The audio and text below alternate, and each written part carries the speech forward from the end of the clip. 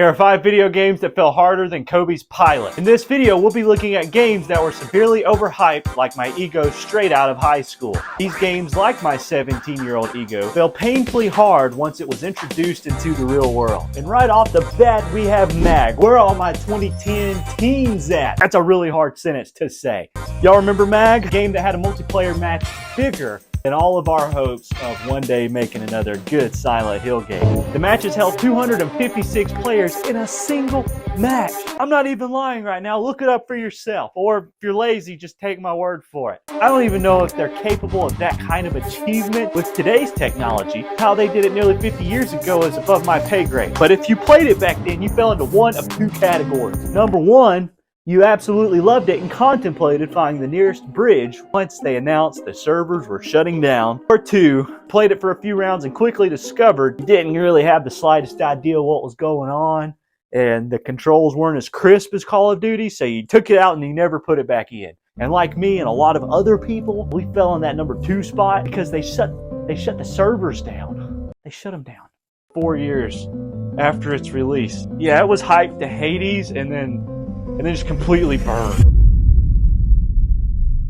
Number 2, we have Brink. If you remember Brink, give yourself 2 dynamite points. And if you played Brink, give yourself 2 dynamite points, because playing this game was nothing special. Brink is one of those games that Bethesda wants you to forget about. The game wasn't the worst game the Big B ever made. We will forever let Rogue Warrior hold that trophy.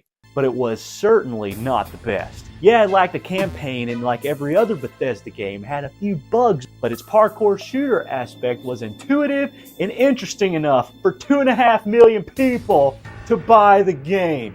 Looks like all that advertising hype money paid off.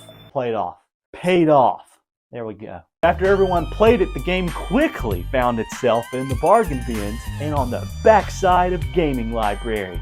Even though most thought it was a good concept, it didn't offer enough meat, enough girth to keep people pulled away from the newest Call of Duty at the time, the OG Black Ops. Pretty much every game back then was trying to keep you pulled away from Black Ops. Really only Halo succeeded. Maybe like 1 or 2 other games, but you can get the idea. Number 3 is a more recent one, and no, I'm not talking about Redfall yet.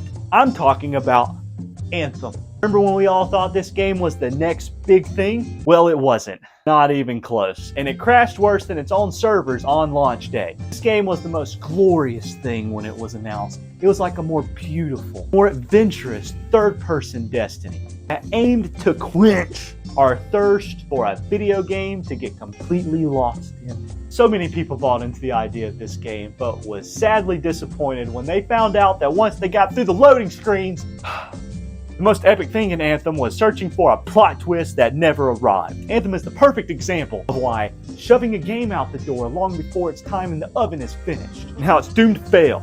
I'm so happy about Anthem. Oh boy. Oh. Number 4, we have Haze. You know the game is in trouble when you spend the first hour trying to figure out if you bought a knockoff. Media outlets deemed it the Halo killer, and it promised us breathtaking graphics, smooth, crispy gameplay. The only breathtaking thing about the game was how quickly players wanted to take a deep breath and reconsider their life choices. The game was buggy, glitchy, and had way too short of a campaign for a $60 price tag. Eurogamer called it the year's most significant gaming disappointment. The game was bad. I don't know why companies just keep putting these games out if they're not finished. Just finish it, man. Just finish the game.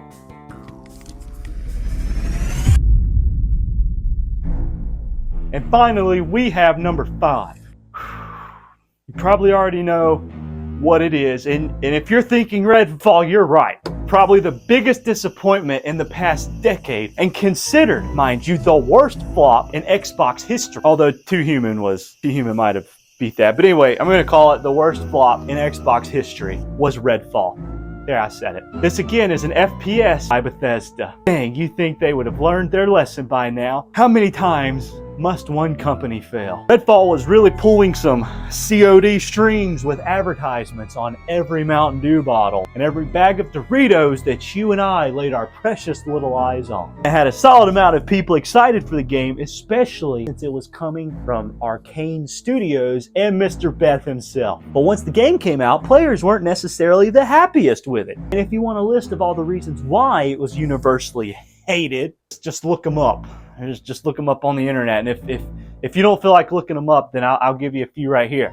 Number one, we have a shallow looter shooter, totally weak gunplay, and then finally, poor performance. So yeah, it sucks to suck, Bethesda. Get your ducks in a row. The entire point of this video is to simply spread awareness of not pre-ordering video games, people. When will we learn as a community? Do not buy a game before you see a review or watch gameplay.